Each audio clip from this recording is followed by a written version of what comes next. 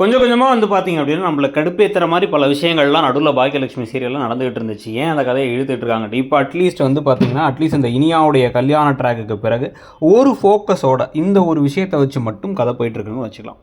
So, இப்போ நிதிஷை பத்தி உண்மை தெரிஞ்சதுக்கப்புறமா, இப்போ வந்து எல்லாரும் வந்து சோகமா இருக்க, அப்போ இனியா என்ன சொல்றாங்க அப்படின்னா, எனக்கு இருக்க ஆத்திரமும், கடுப்பும் எல்லாமே வந்து அம்மாவுடைய ரெஸ்டாரண்ட்ட அவர் புடுங்கிக்கிட்டது தான்.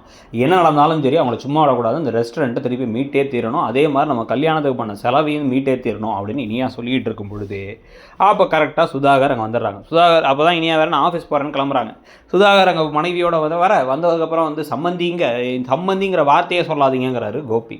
மாற்றி மாற்றி எல்லாம் கோவப்பட்டு அவன் பொறுக்கி பேரை பெற்று வச்சிருக்கீங்க நீங்கள் வந்து எங்கள்கிட்ட வந்து பேசுகிறீங்களா அப்படின்னு பேசிக்கிட்டு இருக்கும்போது சந்திரிகா, அதாவது வந்து இந்த நிதிஷோட அம்மா கடுப்பாகி இதுக்கு தான் இங்கே வரவே வேணான்னு சொன்னேன் அப்படின்னு கிளம்பி போயிடுறாங்க. சுதாகர் எவ்வளோ பேசி பார்க்குறாரு. பேசி பார்த்தாலுமே எல்லாருமே சேர்ந்து என்ன சொல்லிட்டாங்க அப்படின்னா, இந்த பாருங்க உங்களை நான் சும்மா விட மாட்டோம் அப்படின்னு பாக்கியாவே சொல்லிட்டாங்க. கண்டிப்பாக ஒரு பிரச்சனை பண்ணுவோம் நாங்கள்.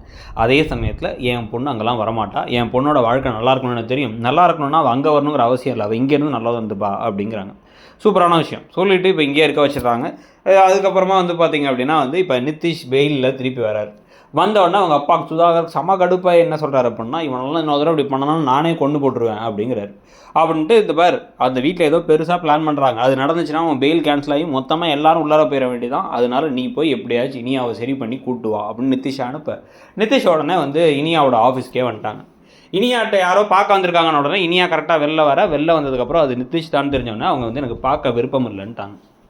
பார்க்க விருப்பம் இல்லைன்னு இனியா சொன்ன உடனே இவர் கட்டுப்பாகி வந்து அவ என் ஒய்ஃபு நான் பார்த்தே தீருவேன் அப்படின்னா முதல்ல போங்கன்னு செக்யூரிட்டி வச்சு தரதாதரன்னு எடுத்துகிட்டு போக போகிறாங்க.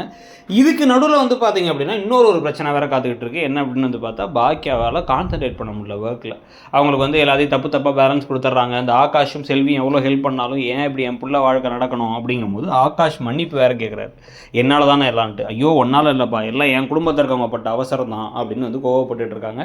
இதுக்கப்புறம் என்ன ஆக போகுது, ஆகாஷும் இனியாவும் சேர்ற மாதிரி தான் கதை முடிய போதா, ஆகாஷ் அதுக்குள்ளே கலெக்டராக வரா மாட்டாரா அப்படிங்கிறதோட இந்த சீரியல் முடிவுக்கு வரப்போகுதுங்கிறது மட்டும் நமக்கு தெரியுது. அதை பற்றி நீங்கள் என்ன நினைக்கிறீங்க அப்படிங்கிறத சொல்லிவிட்டு இடம் பொருள் சேனலை சப்ஸ்கிரைப் பண்ணிவிடுங்க. தேங்க்யூ.